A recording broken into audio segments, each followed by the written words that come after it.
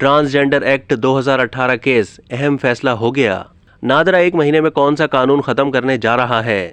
National database and registration authority यानी नादरा के वकील ने बताया है कि नादरा 1 महीने तक जिन्स की तब्दीली का रूल 13(1) खत्म कर रहा है, जिस पर चेयरमैन नादरा दस्तखत कर चुके हैं।